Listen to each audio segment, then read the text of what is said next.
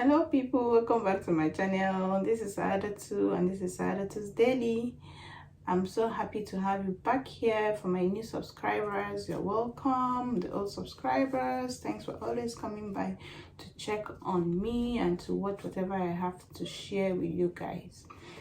So today I'm going to be sharing something very important to people, especially newcomers coming into Canada. It's so important that you just have to watch this to the end.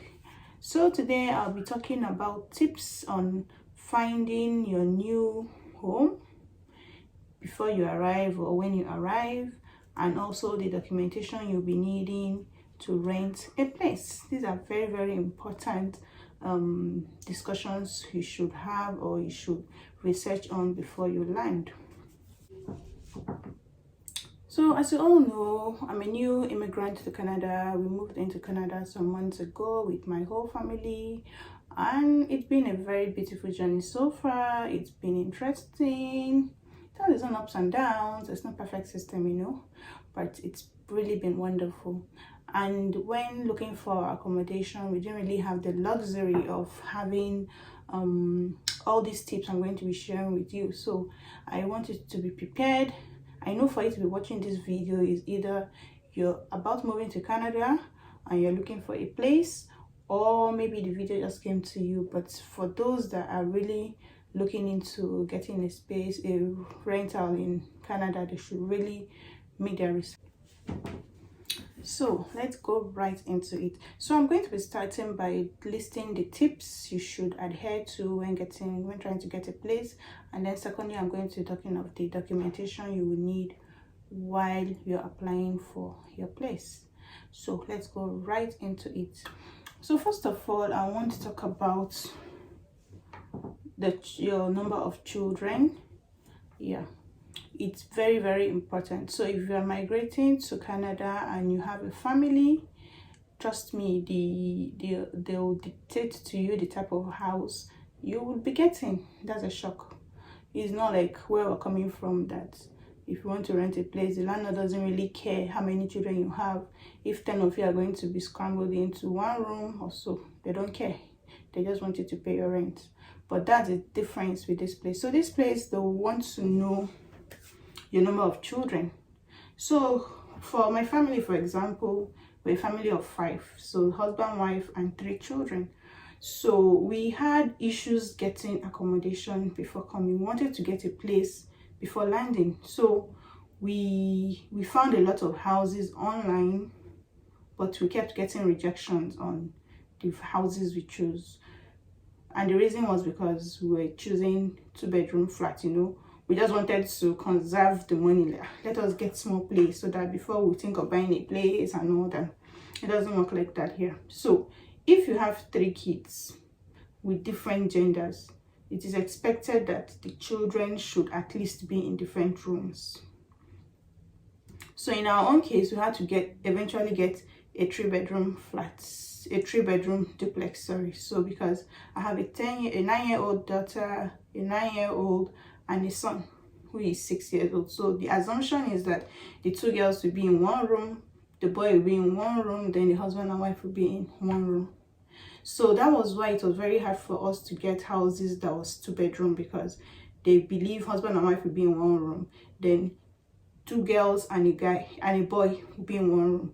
So we're not getting approvals. So when we bid for a house, when we apply for a house, maybe we are 5 of us applying for a particular house, you find out that it's people that have just 1 child or 2 children that are getting the houses. So we're not advised that we should stop looking for 2-bedroom. We should concentrate on looking for 3 bedrooms and above. So that was why we eventually got a 3-bedroom. And when the first house that had 3 bedroom that we applied for, we eventually got it. So family, your number of children and the gender of the children matters. So I have a family friend here that has 3 children, but the 3 children are all girls and they're in a 2-bedroom apartment. So and the children, their ages are, I think, between a set of twins who are 8 years old, and the last girl is about 6 years old. So they could all stay in one room. But once they are different genders, they want them to be in different rooms. And apart from the gender issue again, they don't want a situation whereby you overuse their house. Let me use it that way. You can't overuse their house here. So they feel if you're a family of 5 in a 2-bedroom or a 1-bedroom, you overuse the facilities in the house, the toilet, the house, the kitchen, the things, everything. It will easily get spoiled. So they just want you to get a bigger place where not too many hands will be on the facilities. I don't know if you understand what I'm trying to say. So those are things that they consider. So if you're trying to get a place, the first thing you should consider is that the first thing you should know is that your children matters in the type of rentals you're going to be getting here. So have that in mind. Of course, when coming here, I want to conserve money and all that, but you can't conserve money with that. So though in other tips I'll be sharing, you find out how you can easily, even with your family size, get other houses. And that brings me to my second point, that is your budgets. There are different types of houses here in different locations, 2 bedrooms with different prices. You have to cut your coat according to your, is it size? No, according to your pocket. You may be on the big side, and then you don't have the money. You want to cut coat according to your size. Cut it according to what you have, your money. So there are different types of houses, as I said. You shouldn't overdo, because the paying of the rent is monthly. And as I said in my previous video, what we pay every month as rent is more than what we pay in Nigeria for a year. So you want to prepare your mind. As a newcomer, you're coming in with your local currency. You're coming in with Naira. And we know how the value of Naira is. Our Naira doesn't have value. So, and it is recommended that when coming, at least you should get like up to 3 months rent ready. Not that the landlord's going to ask for it. In some cases, they do ask for it. That's another discussion entirely. But you should be able to pay for your 3 months rent with the money you're coming in, so that in case within 1 to 3 months you don't have a job, or you want to rest, you don't want to start working, you don't want to start struggling with your rent. So when coming, you come. So that is why you should cut your coat according to your budgets, what you have. When you come here, when you now get a dream job, you start earning big, become a big boy, you can now go and live in a very big house. But for this case, even if it's a 3-bedroom, there are different prices. You see different options in the cities you want to stay. Please cut your coat according to your pocket. So according to your budget, there are different houses, you have different choices. Pick the one that you can conveniently pay. Even when you start earning salaries here, the landlord will want to, in the application form you fill for the house, they want to know your monthly income, so that they want to know if your rent is going to be, what percentage of your house rent is your salary. So if per month you're earning maybe 5,000, you don't want to have a rent that is more than 2,000.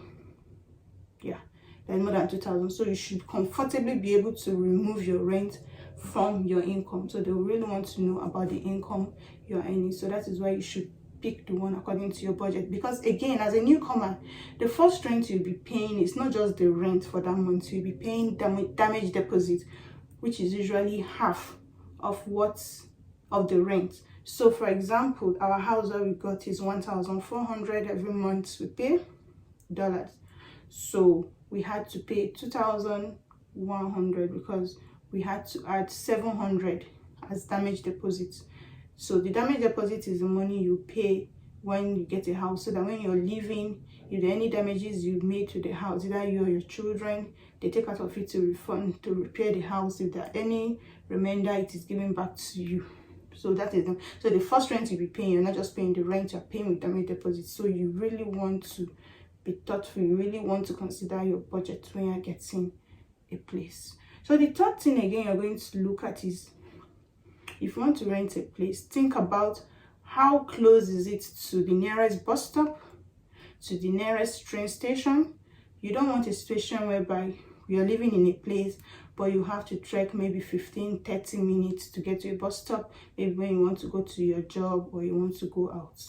You have to consider that. Even though yes, you're going to buy a car eventually, as a newcomer you don't have a car yet, it is recommended that you get a place that is very close to the bus stop. Of course, those are things that increases like the rent and availability of the house you'll be getting here, but that should be something you should consider. So some people work in places that are like, let's say 1 hour or 2 hours drive, train drive or bus drive to where they are staying, but they can think about, because they can consider staying in a place that is just maybe 5 minutes walk to the bus stop. You understand? Because most of the weather here is winter. Let's not even discuss you trekking to the bus stop 30 minutes every day to the bus stop. You hate your life. You hate your life completely. So you want a situation whereby, sorry, my camera went off. So I believe I was talking about trekking for more than 5 minutes to your bus stop. The weather here is not smiling. Trust me, you will hate yourself completely if every day, where everybody is in their house working from home or driving or just trekking small distance, you are trekking 20-30 minutes to bus stop. No, you don't want to do that. So if you're going to be staying in a city where you'll be using bus or train, please, before you get a place, ask whoever is helping you over there to check what is the proximity. In fact, you even get it on the maps. When you see an address you want to take, you check it on Google Map to see what are the locations around there, the nearest bus stop, how close is it, the nearest grocery store, which I'm going to be discussing later, how close is it. You see all those landmarks. If it is far from where you're going to stay, please, you shouldn't take the house, except if you're going to get a job that is very close to your house. Of course, you're a newcomer, you don't even know where you're going to work, you know. So except if you plan that, okay, I'm not going to work in a place far from my house, but you don't know what may happen.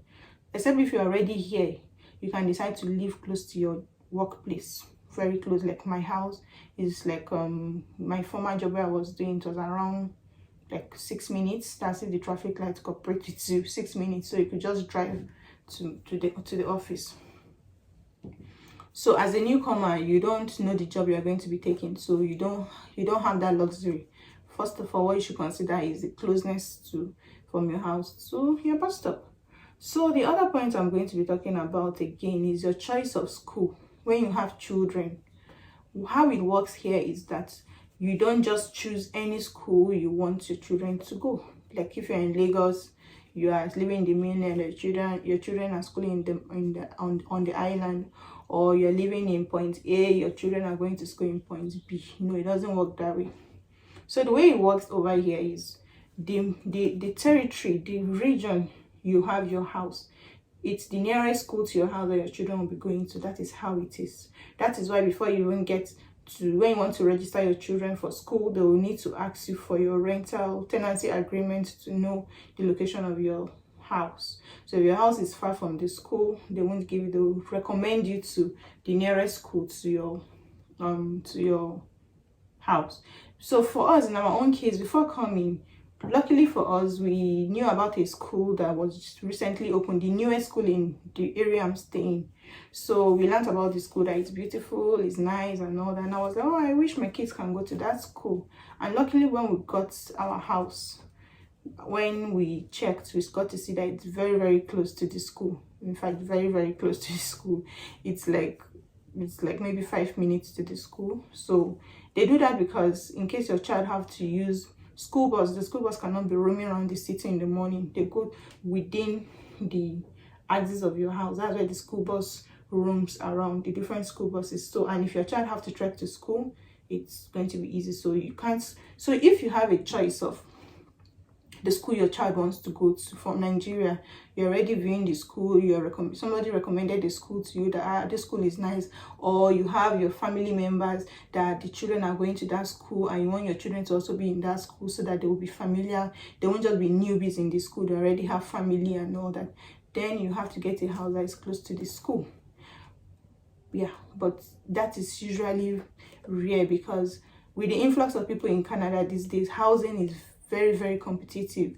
You get an accommodation and you hear the agent is telling you that there are like 15 people wanting to move into the house. So you apply and then you're applying with like 15 people that have the same number of kids or even fewer number of kids, more advantage to get the house. So if you don't, that is really not an option. But if you really want to take your time for your children to go to a particular school, then you have to get a house that is very close to that school in particular.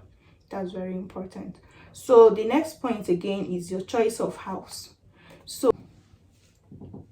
So another thing you want to consider again when you want to rent a house here in Canada is the type of house, your preference on the type of house you want to be in.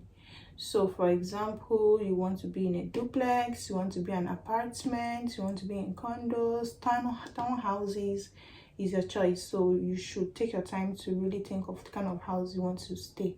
Either where you're coming from, this is where you're staying, you're comfortable with your children and all that. For example, now if you have tiny kids jumping over energy children, like, you know, boys are already hitting everywhere and all that, you don't want to stay in apartment houses, because the houses here are made of wood.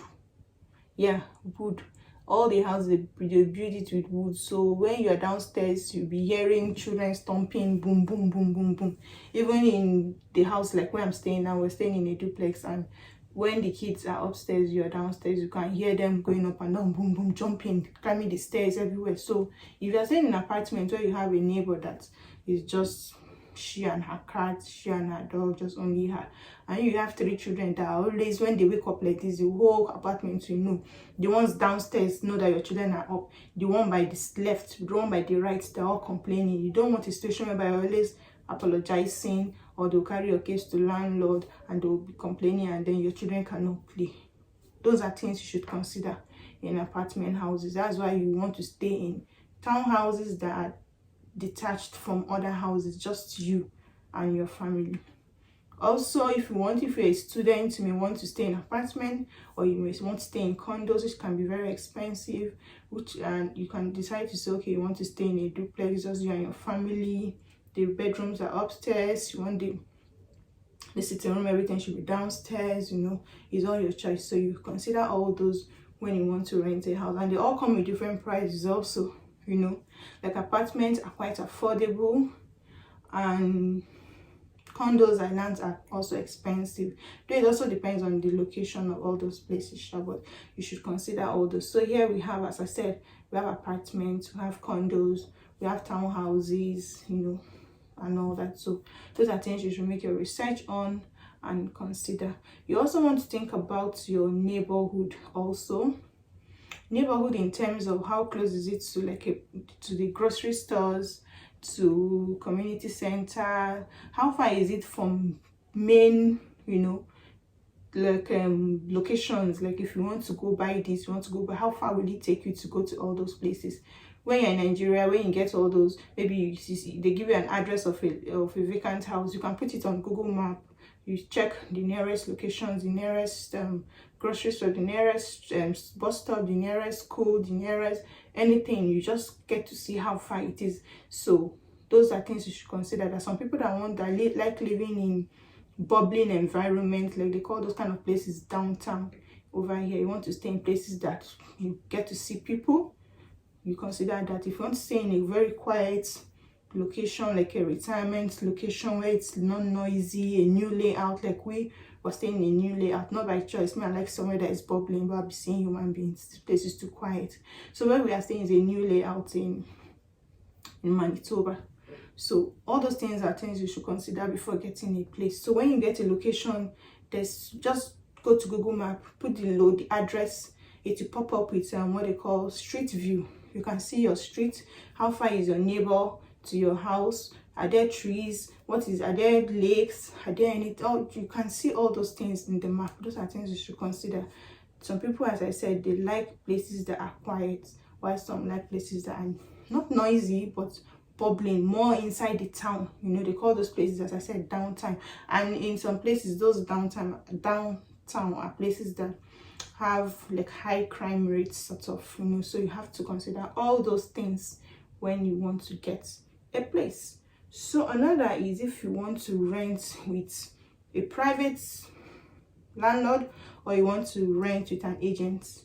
So like for us, we're renting with a private landlord, we're not going through agency. So you may decide, maybe based on your past experience with your landlord. Some landlord, though here is highly regulated, they don't just come barging to you and all that, but you may decide to want to rent either with a private person or with an agent. There are advantages and disadvantages though of all those. You want to know how responsive your landlord is when you have a problem. Is it going to leave you to your problem?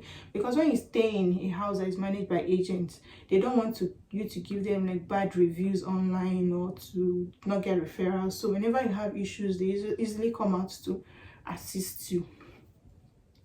Another thing that I didn't talk about is like when you stay in like in apartment, most of them are managed by an agent, yeah.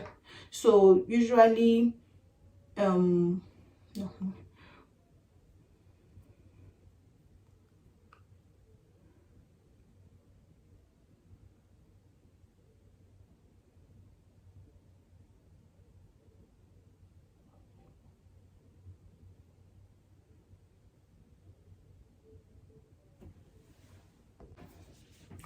So another thing people usually overlook when trying to rent a house in Canada is how, like, let me say your type of family. Are you coming alone?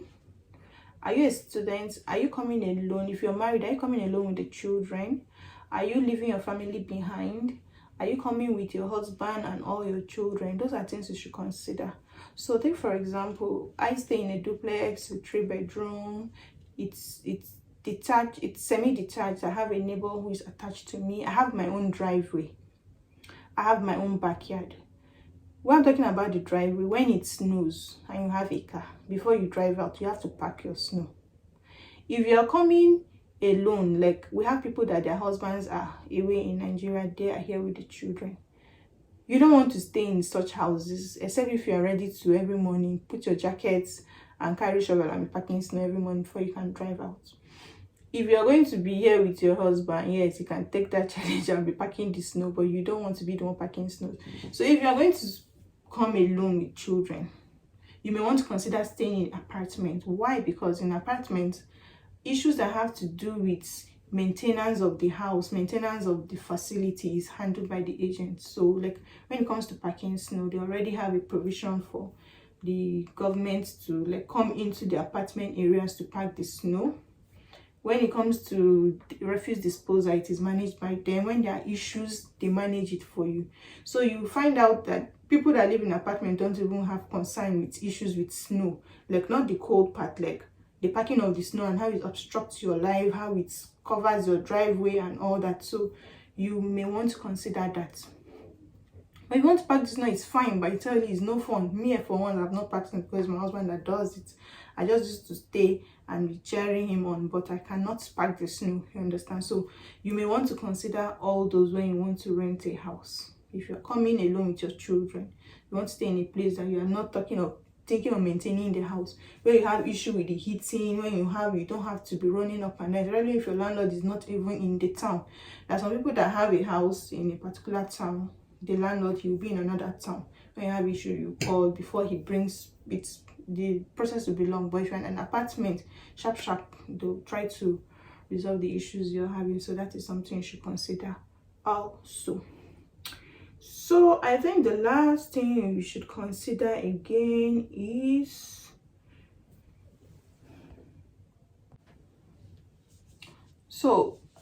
a word of advice I want to give people that are trying to rent a place. It helps if you have a family member close by to where you stay. It's very, very helpful, especially when you come with the children, you know. Okay, take for example now, before we came here, our relative helped us to get an accommodation. So when we got the accommodation, we could easily tell him that when we come, we are going to come into a very, very vacant house, empty house. So he could help you to start buying the basic things like mattress. Could buy 2 mattresses for you to at least sleep the first night. You get it. And again, when you land, you need all the support you can get. You're coming to a very, very, very new country. You are JJC. You're coming to a very, very new community, very new place. It's not like you're in Nigeria that you're moving from one house to the other. They come, they cook for you, You don't have to worry about cooking. Sometimes even when you land, you go and stay with that relative first for some few days before you now move to your house. You people can now start buying things into the house before you can now move into your own house, maybe after some few days and all that. It helps to stay around family or friends. So you tell them to help you get a place that's close to them so that they will help you to settle in faster. It's a word of advice. You can never overemphasize how important it is to have such people. If you don't have a family, maybe friends or people that you've connected with on the journey to coming into Canada. So on the second lap of this video, I want to be talking about the documentation you'll be needing to rent a house. It is entirely different from where we're coming from. Here, I was shocked that maybe you want to rent a house online. You get a house that you see, I like this house, maybe through a site, an agent site or something. The first thing they'll tell you to fill a form. You fill that form, either an online form, and if you're already in Canada, they print it out for you or something. You fill the form. The form usually has information about you, your name, your personal informations, your job, if you're working, your rental histories, referees, like people that can stand for you, and your job. If you get a job, you have mentioned that before, so you have to fill an application form first. And secondly, they usually ask for proof of income. They want to know if as you're coming in, you'll be able to pay their rent. They don't want issues that they'll have to start throwing you out or court cases and all that. So they want to see your, they call it pay stub. They want to see like your pay slip, like how much you earn compared to the salary, compared to the rent you'll be paying. They want to know all that. They want to also have reference, people that can stand for you, people that are preferably already in Canada. Then your credit report, that one they will seek your permission to check your credit reports, which is like they want to see how good you are in settling your debts. Like if you have a credit card, are you owing your bills, like your utility bills, are you owing and all that. They check all that, and you don't want a situation whereby you have negative credit report. It affects a lot of things, including getting your rent.